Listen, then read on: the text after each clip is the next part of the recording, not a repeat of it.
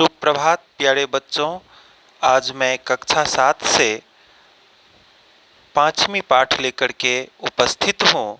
इस पाठ का शीर्षक है पंडिता रमाबाई। स्त्री शिक्षा क्षेत्रे अग्रगण्या पंडिता रमाबाई 1858 तमे ख्रीष्टाब्दे जन्म अलभत। स्त्री शिक्षा क्षेत्र में अग्रगण्य पंडिता रमाबाई का जन्म 1858 ईस्वी में हुआ था। तस्याः पिता अनंत शास्त्री डोंगरे माता च लक्ष्मीबाई आस्ताम। उनके पिता अनंत शास्त्री डोंगरे और माता लक्ष्मीबाई थीं। तस्मिन् काले स्त्री शिक्षायाः स्थितिः चिंतनीया आसीत्। उनके समय में स्त्रियों की शिक्षा की स्थिति चिंतनीय थी। स्त्रीणां कृते संस्कृत शिक्षणं प्रायः प्रचलितं नासीत्। स्त्रियों उन दिनों में स्त्रियों के लिए संस्कृत शिक्षा का प्रचलन प्रायः नहीं था। किंतु डोंगरे रूढ़िबद्धाः धारणां परित्यज्य स्वपत्नीं संस्कृतम् अध्यापयत्। लेकिन डोंगरे इस रूढ़िवादी परंपरा का त्याग करते हुए अपनी पत्नी को संस्कृत का अध्ययन करवाए। एतर्थम सह समाजस्य प्रतारणाम अपि असहत। इसके लिए उन्होंने समाज की उपहास भी सहे। अनंतरम रमा अपि स्वमातोः संस्कृत शिक्षा प्राप्तवती। और बाद में रमा भी अपनी माता से संस्कृत की शिक्षा प्राप्त की। कालक्रमेण रमायाः पिता विपन्नः संजाताः। समय चक्र के साथ रमा के पिता गरीब हो गए। तस्याः पितरो ज्येष्ठा भगिनी च दुर्भिक्ष पीड़िता दिवंगता।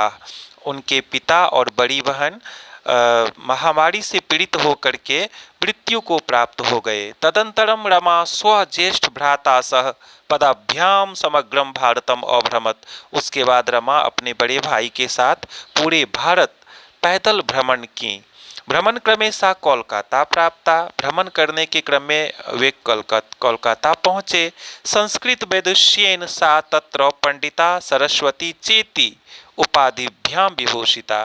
वहाँ कोलकाता में संस्कृत के जो विदुषी महिलाएं थी, उन्होंने रमा की प्रतिभा को देखते हुए उन्हें पंडिता और सरस्वती की उपाधि से विभूषित किए।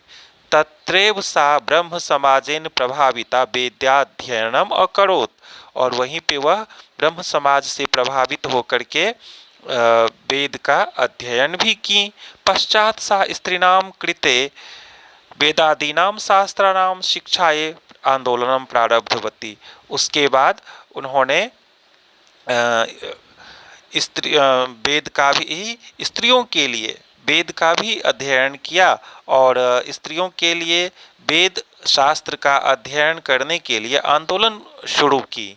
1880 तमे ख्रीष्टाब्दे सा विपिन बिहारी दासेन सह बांकीपुर न्यायालये विवाहम अकरोत्। और 1880 ईस्वी में उन्होंने विपिन बिहारी दासक नामक व्यक्ति से बांकीपुर के न्यायालय में विवाह किए।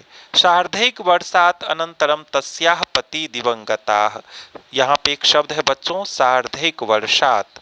तो सार्ध मतलब होता है आधा, सार्ध जोड़ एकम जोड़ वर्षात, यानी 1.5 वर्ष के बाद उनके पति का निधन हो गया। तदंतरम सा पुत्र्या मनोरमया सह जन्मभूमि महाराष्ट्रम प्रत्यागच्छत। उसके बाद वह अपनी पुत्री मनोरमा को लेकर के अपने जन्म स्थान महाराष्ट्र पुनः आ गई। नारीणां सम्मानाय शिक्षायै च सा स्वकीयं जीवनम अर्पितवती। नारियों के सम्मान के लिए, शिक्षा के लिए उन्होंने अपना जीवन अर्पित कर दिया। हंटर शिक्षा आयोगस्य समक्षम नारी शिक्षा विषये सा स्वमतं प्रस्तुतवती। हंटर शिक्षा आयोग जब भारत में आया था तो वहाँ पे नारी की शिक्षा के विषय में उन्होंने अपना मंतव्य दिया था। सा उच्च शिक्षार्थम इंग्लैंड देश गतवती। वह उच्च शिक्षा प्राप्त करने के लिए इंग्लैंड देश भी गई। तत्र ईसाई धर्मस्य स्त्री विषयकैः उत्तम विचारैः प्रभाविता जाता। वहाँ पे उन्होंने ईसाई धर्म में स्त्री के विषय में जो विचार देखे, स्त्रियों की जो स्वच्छता देखी, उससे वो काफ़ी प्रभावित हुई। तो बच्चों, आज के वीडियो में इतना ही। पाठ का शेष भाग फिर अगले वीडियो में मैं आपके पास लेकर के फिर उपस्थित रहूँगा। तब तक के लिए धन्यवाद।